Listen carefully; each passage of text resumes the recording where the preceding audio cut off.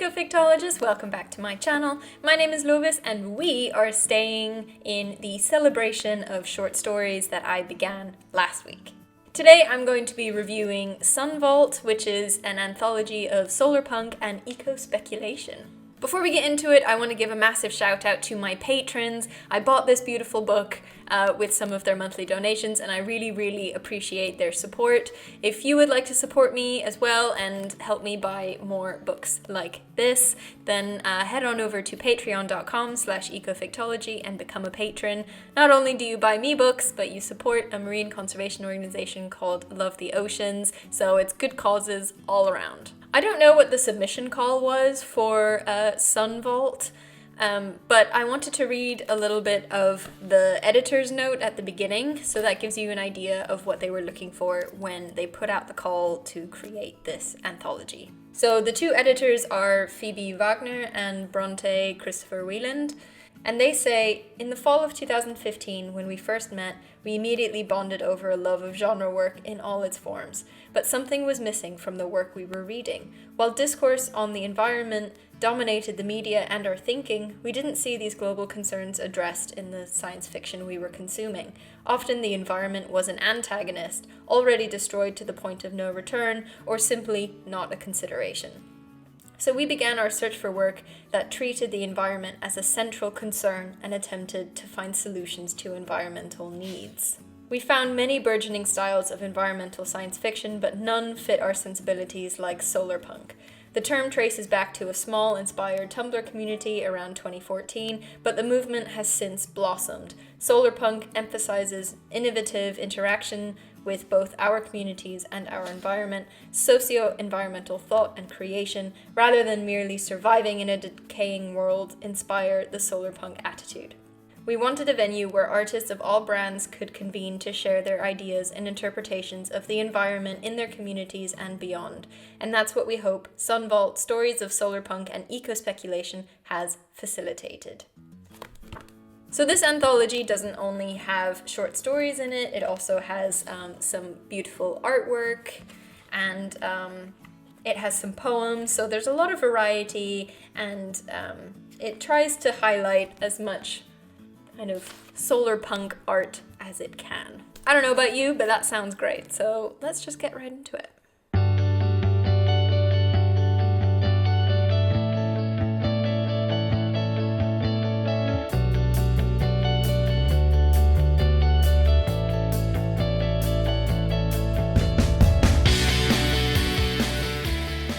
So last week when I was talking in general about ecofiction in short stories, I mentioned that I had kind of a subconscious bias against them because I thought maybe the short length could not possibly be long enough to deliver the emotional punch that full-length novels can.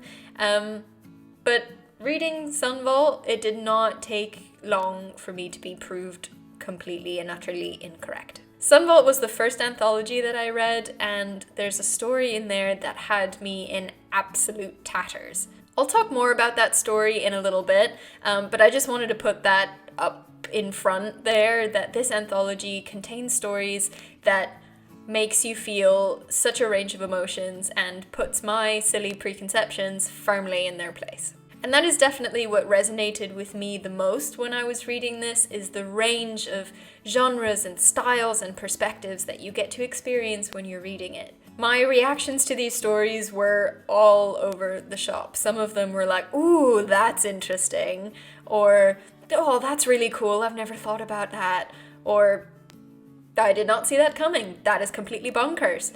And some of them were, oh, that's so beautiful, and some of them had me in tears. There were some that focused on the near future, some that focused on the far future, some that focused on the way far future, outer space, looking back at Earth. And jumping from one to the next was quite interesting. Some were more my taste than others, but that's completely fine. It's good to be pushed outside of your normal comfort zone, even if the result of that is, yeah, not my thing, that's okay. At least you've learned to appreciate another genre or type of writing. Because I can't really give you like an overall summary of a short story anthology, I thought the best thing for me to do was to talk to you about my 3 favorite stories. The The first one I came across that really impressed me was called The Boston Hearth Project by T.X. Watson, and it's about virtual reality technology and sustainable building methods, so recycling water and using sustainable materials, renewable resources, etc. The virtual reality technology was used to kind of hijack a big city building project that was really only going to produce nicer places for already rich people to live, and it turned it into a project that would provide a clean, safe, dry, healthy place for homeless people. So this author came at kind of the question in this anthology from a societal point of view. How are we going to use our technology to equally distribute our resources in the future? To care for those who don't have a lot instead of just giving the people who already have a lot even more. So this group in the story approached the concept of distributing resources equally, using technology, and putting some proper social pressure on city governments to put resources where they're really needed. The second story that really stuck with me explored the idea of time travel. It's called The Reset by Jamie Go.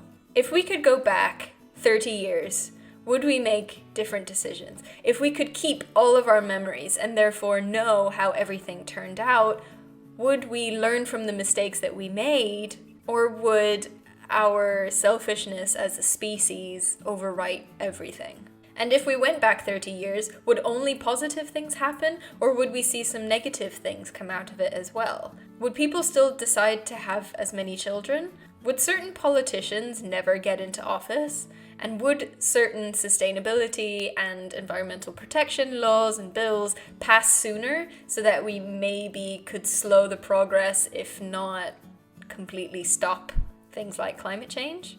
So this second story comes from a psychological perspective. You know, hindsight is 20/20, but if we were given a second chance, are we humble and strong enough to take it? This is such a fascinating question, and also an incredibly uncomfortable one, because of course we want to believe the best of ourselves, but the author was quite, blunt in pointing out that no, probably not everything would be a-okay if we just had a redo. Let's not have those pink-tinted glasses on when viewing humanity. The third story that I want to talk about was the one that demonstrated to me that short stories can still punch you in the stomach with emotion, and it left me in tears. That was the story called A Catalogue of Sunlight at the End of the World by A.C. Wise. This story left me in tears not because it was sad, but because it was beautiful. And that's kind of hard to do. I mean, I'm a complete crybaby when it comes to sad stories, but I haven't cried that often at beautiful stories, and it takes a writer of incredible skill and talent to do that. This story is about a man in the future, in the year 2322, I think, who is sending his children and grandchildren off in a spaceship to escape Earth, where sea level rise, climate change, wildfires, all the bad things that we are already experiencing have just escalated to the point where humans have to flee the planet.